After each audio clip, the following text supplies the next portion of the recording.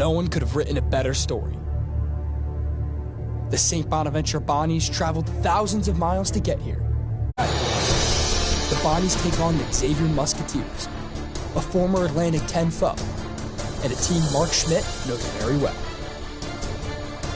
And a special guest later on, and we pick tonight's game. The lights are on in the world's most famous arena.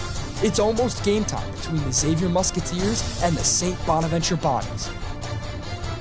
This is BBN with Ryan Bowlin, Anthony Goss, and J.P. Butler, live from Madison Square Garden.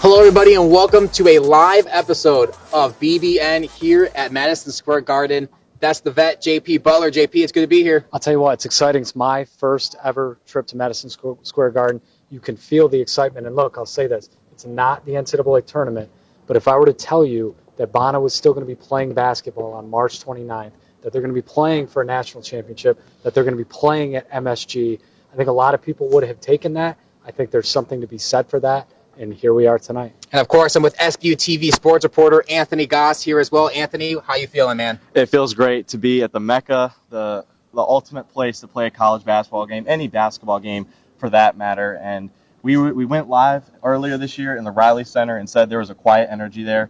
This is just a little bit different. Madison Square Garden, this is the big leagues. I'm excited the Bonnies are playing here tonight. Okay, let's talk a little about it. Inside the Mecca of basketball, 350 miles, 50 miles, 13 buses total. 9 of them were big, 4 were small. And according to the Garden, out of 8,000 tickets that were sold for the game tonight, 99% of them are St. Bonaventure tickets. Incredible. It's unbelievable. That's crazy. You talk about it, the legendary Madison Square Garden. There's 2 sold-out pregame parties before Bonaventure fans get here. Bonnie students and alumni are soon going to pack Madison Square Garden to make it sort of a Riley Center-esque atmosphere, and we are excited to see how that is. The Bonnies beat not 1, not 2, but 3 power conference teams in order to get here. Next up on that list, the Xavier Musketeers. And Mark Schmidt talked earlier this week on what it means to be in the position right now. Every kid, grows up wanting to play in Madison Square Garden. It's a dream.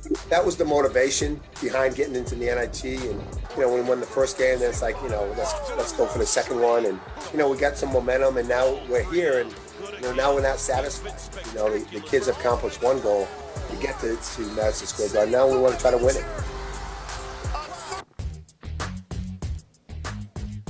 So, guys, talking about the NIT bracket right now, obviously St. Bonaventure beat Virginia to get here to face Xavier. Xavier beat Vanderbilt. What do you make of how everything's shaken up so far?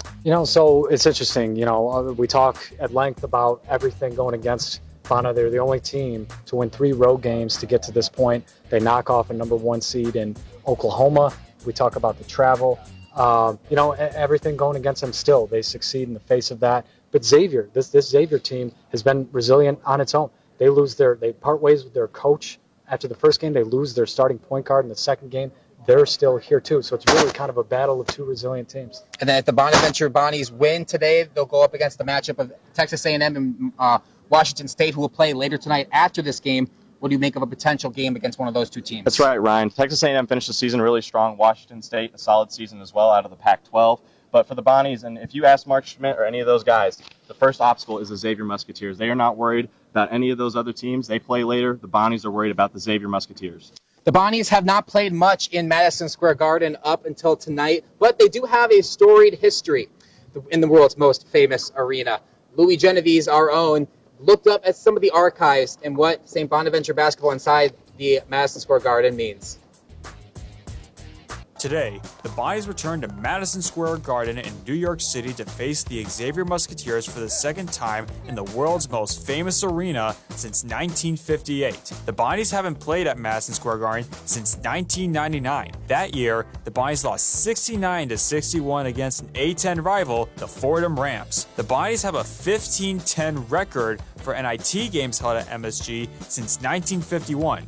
The team had memorable matches at this arena, including the 1969 ECAC Holiday Festival Championship game against Purdue University. Basketball Hall of Famer Bonaventure scored 50 points to secure the Bonnies' win. Then in 1977, during the NIT Finals, Bonnies Hall of Famer Greg Sanders dropped 40 points, including the game-winning shot to secure the team's 94-91 win over the Houston Cougars for the NIT Championship. When the Bonnies last played Xavier at MSG, the Bonnies fell to the Musketeers 71-53 in the 1958 NIT semifinals. Fans hope for a different outcome that will get the team one step closer to hanging another championship banner in the Riley Center. Louis Genovese, SBU-TV.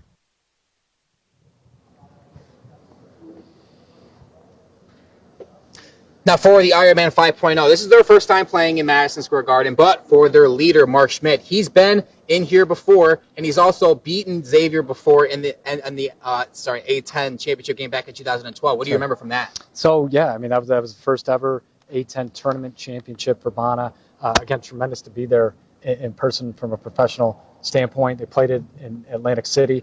And then that was, Xavier was a tournament team that year. It was a huge win for Bonna, the second to last time they played them before Xavier left for the Big East the following year.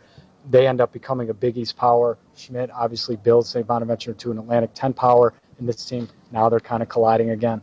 Yeah, and of course, Mark Schmidt, Xavier, he was with the team back in 1999 when they played in the NIT here at Madison Square Garden. Yeah, so he knows what it's like to be here with that Xavier team. He told all the guys about it, that 3 wins, you get here at the Garden, and they treat you like kings, and this is a really special moment. And they earned it. They got here with the 3 wins, and it's kind of a really ironic thing that this is what happens, with the Ironman 5, such a historic team, to come here and play against his former team.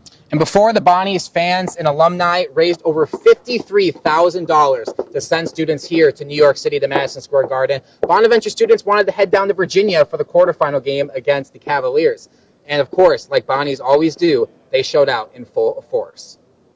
Tuesday, the Bonnies traveled to Charlottesville, Virginia to take on the Cavaliers in the NIT quarterfinals. St. Bonaventure students desperately desired to make the trip, but worried about the cost. So, Bonnies superfan Dominic Greco, better known as Captain Beer, came up with a solution. So we were just thinking about how we could get down here, and we're like, well, the big problem is gas is really expensive right now. So we thought, let's just put our Venmo out there, maybe get $100, $200 and pay for some of the gas. St. Bonaventure alumni came together and fully funded over 40 students' trip here to John Paul Jones Arena in Virginia. And because of that, Bonaventure students got to experience an electric NIT quarterfinal victory. Captain Beer raised over $6,000 in less than 24 hours by over 250 alumni. I spoke to 2 of the alums, and helping out current Bonnies is just in their DNA. Just giving back is something that where it's ingrained in us, and to have an opportunity like this, it really was a no-brainer decision. Didn't have to think twice. It was the easiest money I've spent in a long time. I mean, they last a lifetime. Having this experience is absolutely amazing, and we can't even thank the alumni enough for this. Captain Beer was blown away by the response of the alumni, but it did not surprise him one bit. I mean, it just shows how special the university this school is. Ask anyone. St. Bonaventure is a connected family like no other. For SBU-TV, I'm Ryan Bowlin. Now, obviously, JP, we're in Madison Square Garden preparing for an NIT semifinal game because Kyle Lofton was able to nail 2 free throws down a point with 5 seconds left, not too far from when he missed 2 free throws down 1 against St. Louis. Just what do you make about the strength and the overcomability that Kyle has been able to show? And I wrote there were already so many existing storylines that you could have gone with if they win this game. Again, from the travel and the position that they were put in to overcome all of it. But then Kyle Lofton kind of wipes all of that away and creates this whole different Hollywood script ending where it really is unbelievable. Almost the exact same situation to be fouled at the end of regulation with 2 shots to either tie, win the game, or lose. But that hanging over him from just a week earlier, and then to step up and calmly be able to hit both, just an incredible redemption story. Exactly. And do you want to add anything on that, Anthony? Well, just again, with the senior leadership of this team, it was exemplified in that moment. And their point guard, Kyle Lofton, has been so big and in so many moments, and he made up for that one bad moment against St. Louis. It was great to see, and it probably provided a moment more meaningful to Bonnies fans. You go to the NCAA tournament, you might lose after 1 or 2 games. The Madison Square Garden, you said it, 99% of the fans are Bonnie's fans. They're here to see the Bonnies. They're here to see Kyle Lofton. So in the end, I think it all worked out for Kyle Lofton and his team. It's going to be an electric atmosphere, JP. Well, and I wrote the same thing. It's funny, again, it's always about the NCAA tournament, and that's what makes the season special.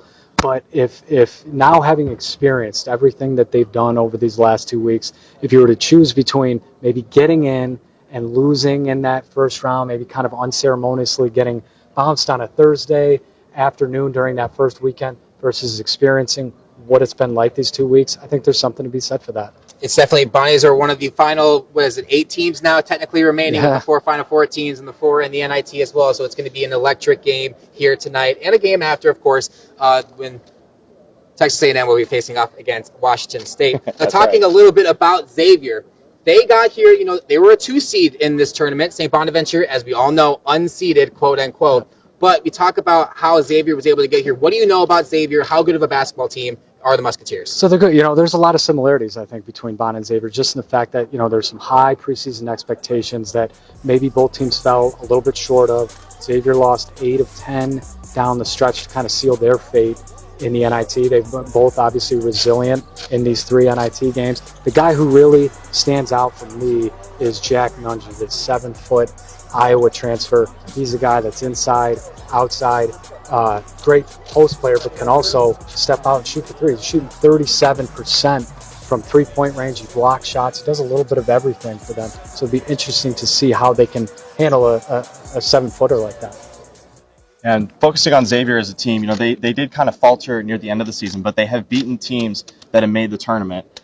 That was really back in November when they had that really good win streak going. But I would like to bring to attention that the Xavier Musketeers were here a couple weeks ago at the Big East tournament, and they lost early. So maybe there's a little bit of, revenge or, making up for their own mistakes when they could have maybe won a couple games in the Big East tournament, made the NCAA tournament. So that's another storyline I'd want to keep an eye on for Xavier. I think, what we've seen is, Paul Scruggs, point guard, goes down in the quarterfinal against Florida. And other guys have stepped up in his place. So the Zach Fremantle comes off the bench, has 16 against Vanderbilt the next game. Adam Kunkel, we talked about it, gets the go-ahead layup with 57 seconds left. So they're deep, and they've had other guys step up in the meantime. Let's talk a little bit about St. Bonaventure's season to get to this point, some of their trends. They were, 5-2 against power conference teams. They beat Marquette, they beat Clemson, they lost to UConn and Virginia Tech, but then, of course, the 3 straight Power 5s in Oklahoma, Colorado, and Virginia. Not in that order, of course. They beat Oklahoma after Colorado. But it's been a great ride for them to get here, and it's been, Kyle Lofton, Oshun Oshuni, Dumbo. You can name all 5 of the starters. They have all had a huge impact for the Bonnies to get to this point. Yeah, and the guy that stands out to me is really Jaron Holmes. He's played so well in these 3 NIT games. He's their leading scorer. He's looked like the guy that we knew him to be, and we know he struggled with his shot during the regular season. He only shot 18% from 3-point range in A-10 play, but to shake that off, and we talked about on the last show, to go 4 for 4 from deep against Oklahoma to really help them win that game, to be finishing drives again the way he is. They all look like themselves again. I don't know if maybe they, took some of the pressure off of what they were feeling during the regular season and kind of falling short, but they just kind of erased all of that coming into this. They started anew, and we're starting to see them play like the team we've always known them to be. Yeah, that's right, JP. And we talked about, you said, Jaron, the game against Oklahoma, last game against Virginia. It was a real combined effort. Points were hard to come by. I don't think it's going to be that intense tonight. It's a different animal when you play against the Virginia Cavaliers. But I am expecting all the guys to kind of contribute. I don't think it's going to be the focus of one individual. It's not going to be just Kyle, just Dom, just Jaron, or anybody else. It's going to be a combined effort for everybody to get this win and advance to the final. And you guys mentioned the St. Bonaventure players that are going to be important for tonight, but obviously their opponent, Xavier Musketeers, they're a good basketball team. Obviously with their 2 seed, one of the final 8 teams to be left out of the field of 68. So what do you know about the players on the Xavier Musketeers? So yeah, again, we talked about Nunge, we talked about Fremantle, Kunkel, a guy that averages 8 points a game coming into this tournament, has scored 14 plus twice now. So they've got a little bit more of a bench that they can go to. That's how they've been able to offset the loss of Scruggs. And they've got size. They've got the 7-footer inside. They bring 2 6'9" guys off the bench. So it's just going to be a lot for Bona to be able to handle in terms of their overall depth. And Xavier has a lot more depth than Bonas does. Kunkel stepped up in the last game with Scruggs out with that injury. But it's going to be, again, we said with Bonas, with everybody giving their combined effort, it's going to be the same thing with Xavier. Their bigs actually shoot better from three than their guards do, but I still think it's a combined effort. Should be an exciting game. Next up, BBN, live from MSG. He's a devoted Bonnie's fan, and he's the lead sports columnist for the New York Post. Bonna's 1989 grad, Mike Vaccaro, joins us. He may even answer a couple of your questions, too. And later on, the guys tell you what's going to happen in tonight's game. Don't miss a second. BBN's cruising down Midtown. So it is already getting going here at MSG. No fans yet, but they're getting the video board ready. We'll be right back here at BBN to talk a little bit more about the upcoming game.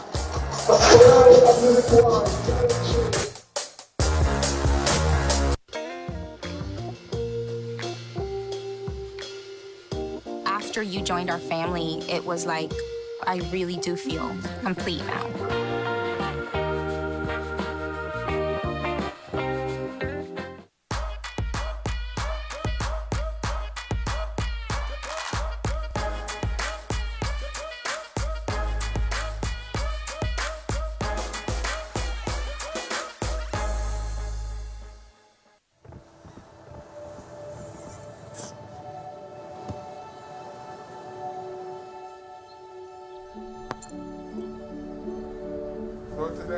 I don't remember how it started.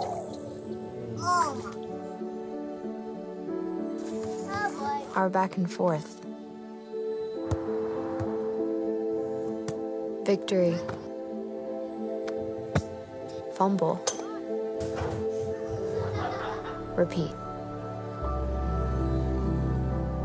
It always came back.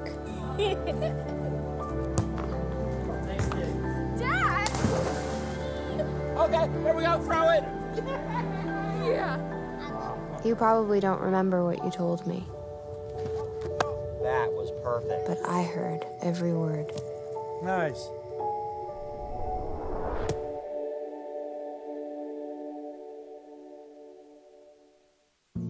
Jason, let's go see your room.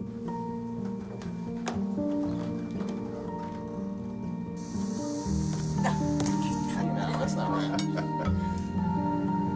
How is it? Is it good?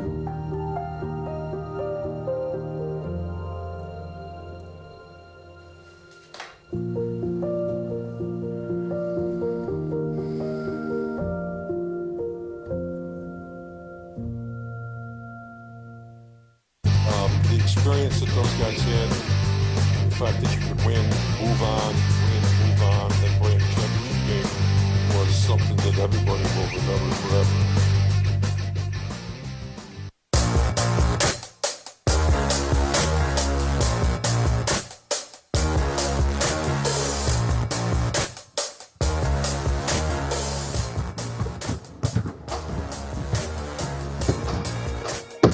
Welcome back to BBN. Before today's game, St. Bonaventure's own alumni who writes for the New York Post, Mike Vaccaro, spoke to us, about what it means in this game, St. Bonaventure, the community, what it means for today.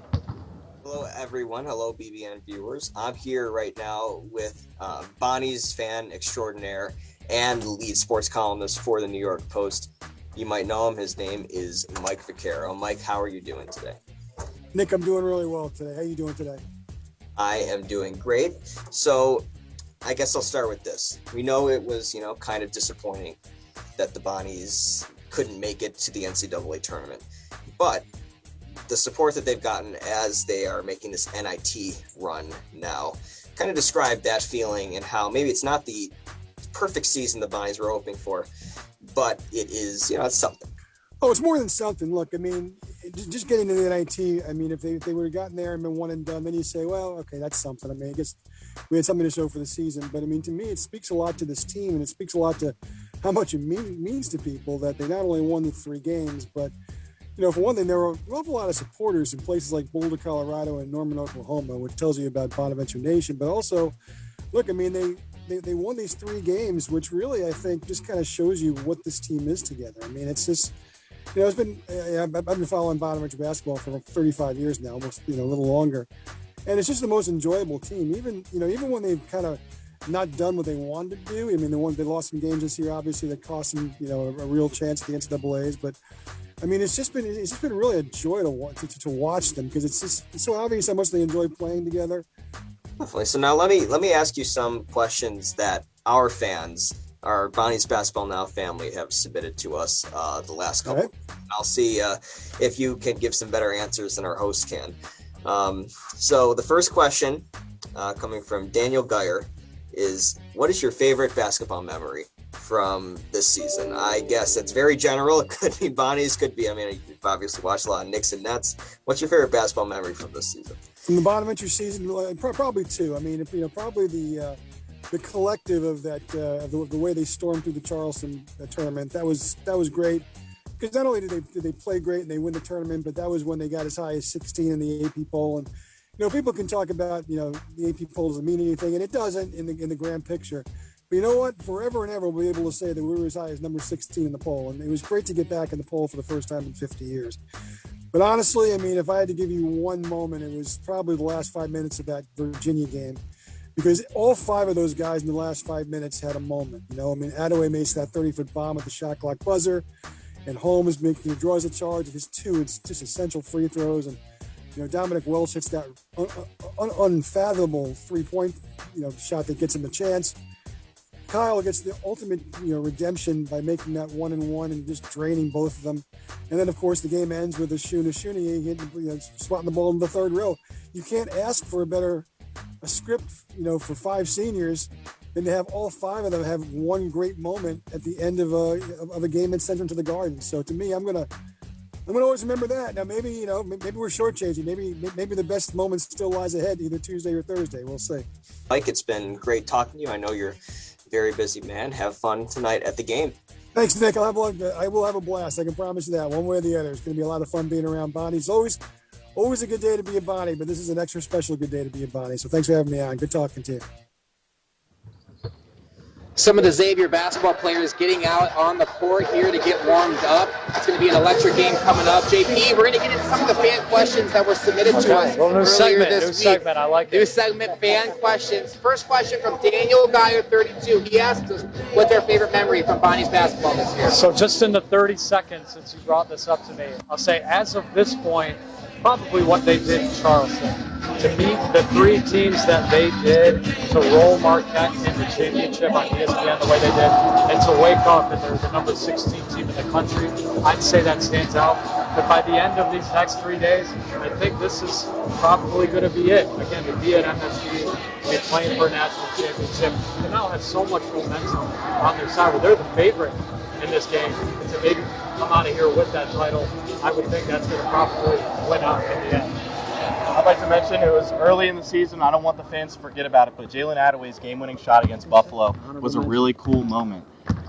But with everything after COVID and not being able to be at the Riley Center, to have the fans there and enjoy that moment together early in the season was really cool. I'll just lump the Charleston Classic together into one, beating those three well-known teams. You got Boise, Clemson, Marquette, all in the span of a week. It was an amazing experience, and it was just something I'll never forget personally. JP, next question is from Lovin' Auntie Lori. Great username, first of all. She asked if any of the Fab Five are going to be coming back next year.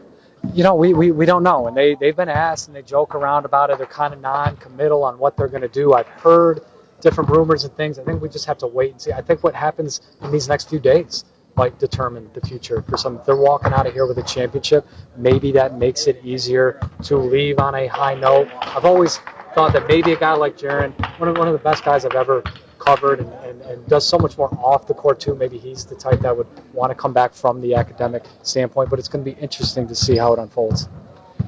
And we really want to think about next year and get on to the next thing. But I think for Bonnie's fans, let's remember that there is still a game to be played tonight, possible championship on Thursday. Let's enjoy the moment. Let's enjoy these guys for as long as they're here. We have a maximum of 2 games left to watch them, so let's see what happens. We'll see what happens. Definitely worry about tonight's game first. Next on BBN Live.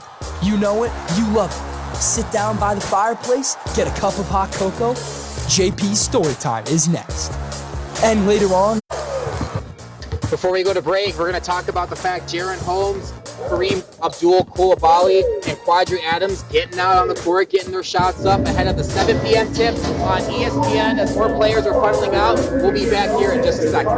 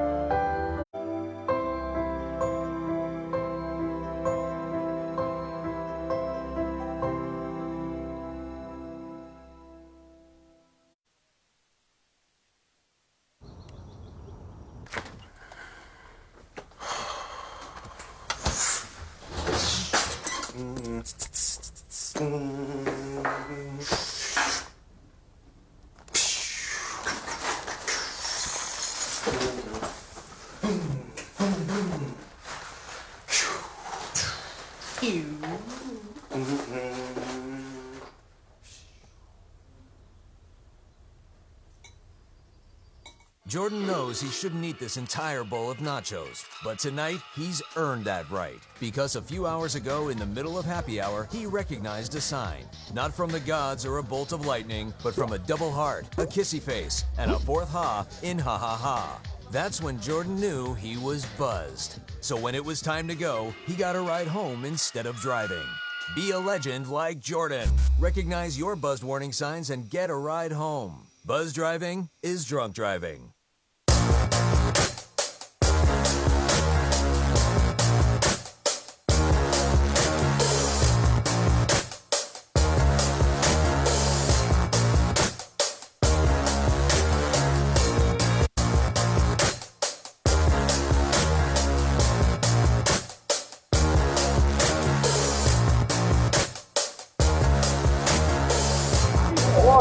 You're going to be okay to pan to us? Because I think it's...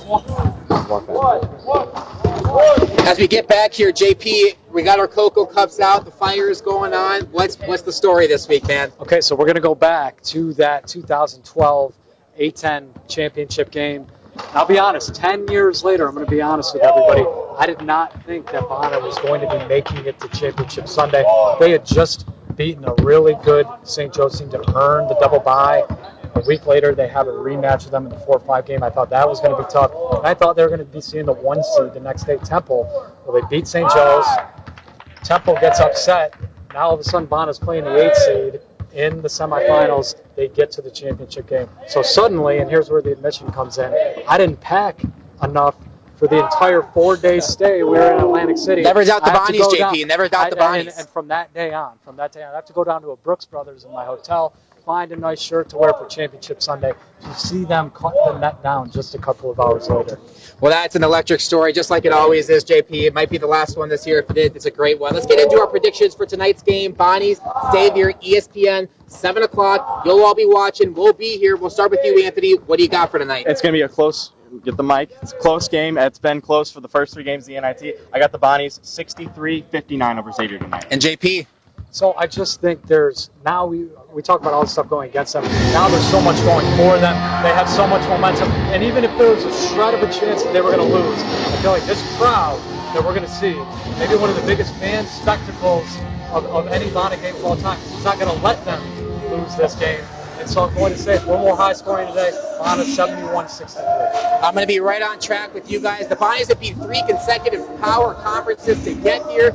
They beat Colorado. They beat Oklahoma. They beat Virginia. They're going to beat Xavier. I'll give them a score, maybe 65-61, something close. But as Oshuni even say, get your hat, get your coat, and leave, Xavier Musketeers. 99% of the fans in this building tonight are going to be St. Bonaventure Bonnies fans, according to the Garden. It's going to be a great game. You'll be watching. We'll be here. I said that already. It's going to be an electric night. We'll see you. It's already electric. That's all we got as for Mark BBN Schmidt today. said, what more could you ask for? One more is what the Bonnies are looking for. the vet, J.P. Butler, is who we had today. Anthony Goss of SBU-TV Sports. Rich Williams behind the camera. Nick Elliott, Mike Spong, everybody back in St. Bonaventure. We made the trip. We're here for you. Enjoy the game. It's going to be a great one. This was Bonnie's Basketball Now.